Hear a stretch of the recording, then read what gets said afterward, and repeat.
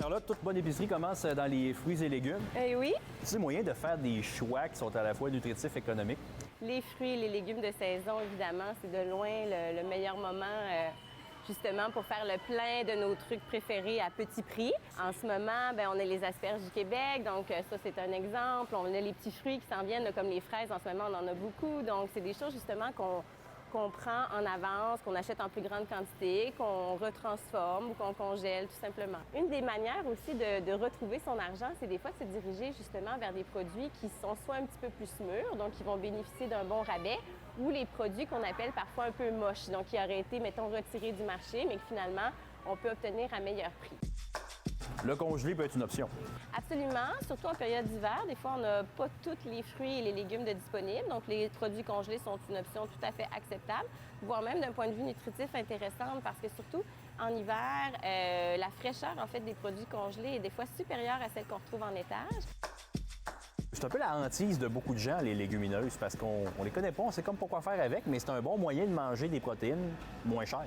Exactement. En fait, c'est même moi une de mes sections préférées parce qu'il y a beaucoup de sortes, en fait. Donc, il y a plusieurs, sont polyvalentes, on peut les apprêter d'une multitude de manières. Mais essentiellement, c'est que ça fait diminuer beaucoup le coût de notre panier d'épicerie. Pourquoi? Parce qu'elles sont en fait complètes.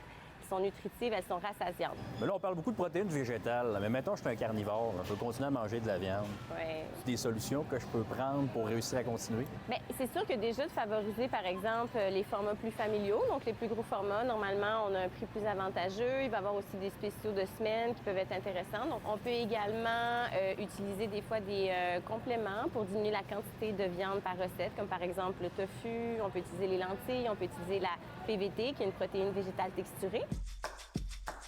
Les œufs, on dit souvent que c'est un super aliment, c'est vrai? Oui, absolument. L'œuf est un aliment vraiment nutritif, très économique, polyvalent. Donc, ça a l'avantage, en fait, qu'on peut l'utiliser dans plein de recettes. D'un point de vue prix et, en fait, aspect nutritionnel, c'est vraiment l'aliment, en fait, de choix. Et mettons que j'ai deux produits à peu près similaires, qu'est-ce qui peut m'influencer sur lequel choisir économiquement parlant? Bien, moi, un petit truc assez facile, en fait, quand des fois j'hésite entre deux choses, je regarde souvent sur l'indication des étiquettes de prix, on a le prix par 100 grammes et donc c'est assez facile de pouvoir faire une comparaison entre deux produits coup de cœur. Pour se donner toutes les chances avant d'aller à l'épicerie, on ne va surtout pas à l'épicerie le ventre vide, hein, on le sait, ça c'est la pire chose à faire. Et on fait aussi attention aux demandes des petits-enfants qui ont des fois tendance à choisir des produits qui n'étaient pas prévus sur notre liste d'épicerie.